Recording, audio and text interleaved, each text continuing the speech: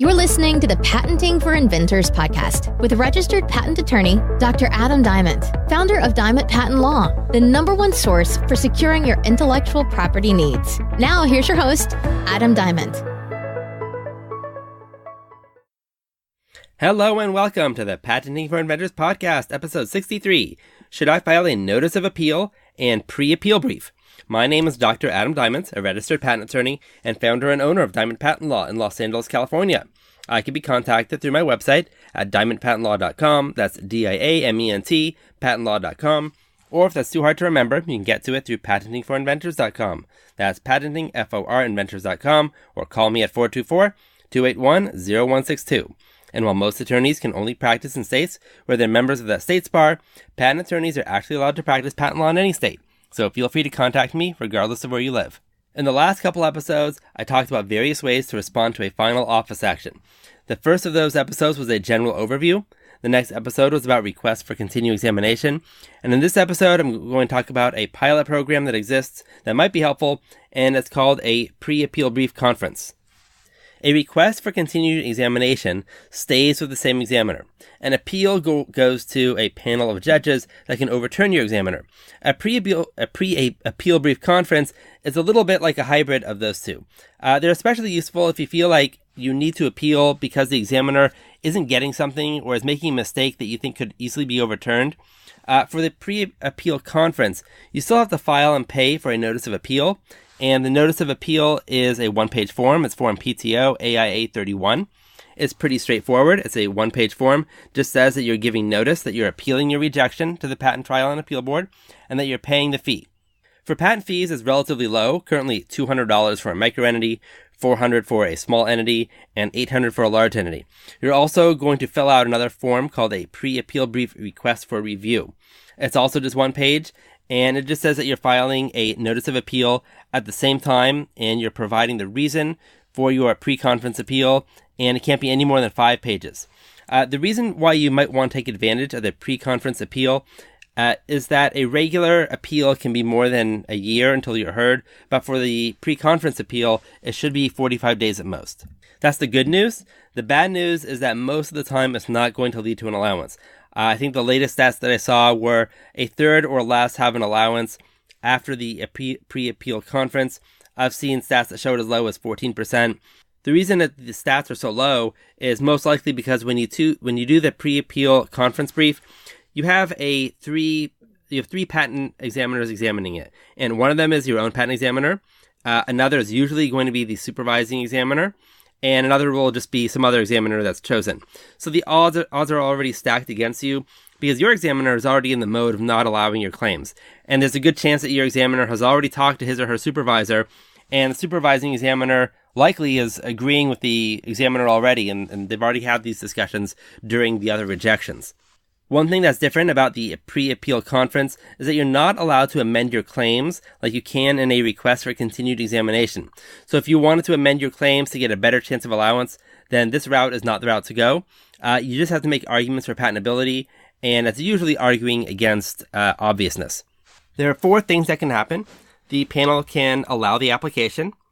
Second thing is it can maintain the rejection and essentially tell you that you need to proceed with a full appeal to the Patent Trial and Appeal Board.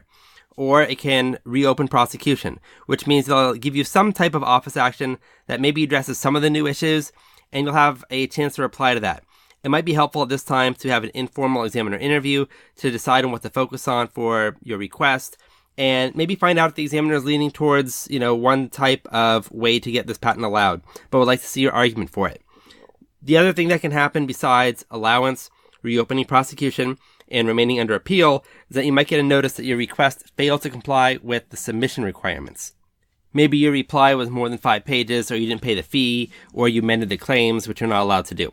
So for the pre-appeal brief, you're only allowed 5 pages, so you have to be pretty concise and stick to the big issues. Maybe you won't get allowance, but if you're able to point out at least one factual or legal error, the people in the conference may decide to reopen prosecution so that the error can be addressed, and then you'll get another bite at the apple without having to go through the whole appeal process or filing a request for continued examination at this point. You might want to focus on if the examiner didn't cover a particular limitation in your claims. If you claimed an invention that has parts A, B, C, D, and E, and the examiner just ignores E altogether and says that your invention is obvious because something else has parts A, B, and C, and D, that's the type of thing that may reopen prosecution, because that will have to be addressed, whether, how part E fits into this whole thing. You might want to put in annotated figures or make tables to make things really clear. Another issue where you have a good chance of at least getting prosecution reopened is if the examiner improperly gave you a final office action when it should have been final. Usually the second office action is final, but if the second office action and the examiner is bringing up new reasons for rejection that weren't in the first office action and then weren't in response to anything that you amended, then it shouldn't be final. You can argue that in your pre-appeal brief and maybe get prosecution reopened.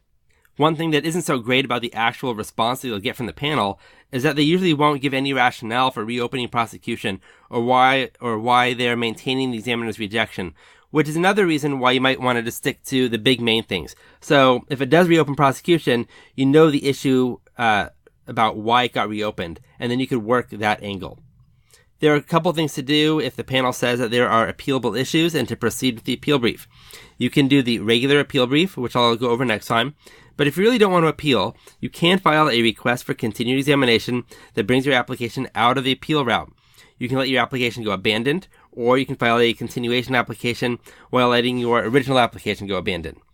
So in sum, the pre-appeal brief conference is a way to get another bite at the apple without paying too much money by addressing some mistakes that the examiner made that you think that can be explained well in 5 pages or less.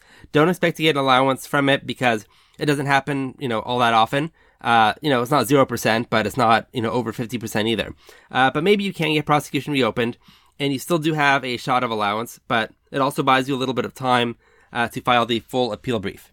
So for example, if you got your final rejection, you'll generally have 3 months to do something without paying extra fees. At the 3-month mark, you can file your notice of appeal, and you have 2 months to actually file your appeal brief. But if you filed your notice of appeal and 5-page appeal brief, what happens is that you don't have to do anything while you're waiting for the decision. Once you get the decision, which is usually 45 days away, you have an additional month to file your appeal brief without any additional fees. So instead of having to file your full appeal brief within 2 months of your notice of appeal, you have 2.5 months. Now, technically, if the decision comes really fast and 1 month from the decision is before the original 2-month period, then you still have 2 months. So the rule is 2 months or 1 month from the decision, whichever is later. Now, I know all these possibilities of what to do, and the timing can get a little confusing, and I don't recommend doing it by yourself if you're an inventor. If you've gone to this stage already, if you're at the stage of filing appeal briefs, it's really in your interest to let an attorney handle it. It's like in medicine, if you get a bruise or a small cut, maybe you can handle it yourself without going to the doctor. But once you're at the stage of a broken bone, and the analogy here is that the broken bone is your final rejection, and you're writing an appeal brief, then it's time to go to the doctor. If you want help with your patent application, you can contact me through my website at patentingforinventors.com. That's patentingforinventors.com, or call Diamond Patent Law at 424-281-0162. I'm Adam Diamond, and until next time, keep on inventing.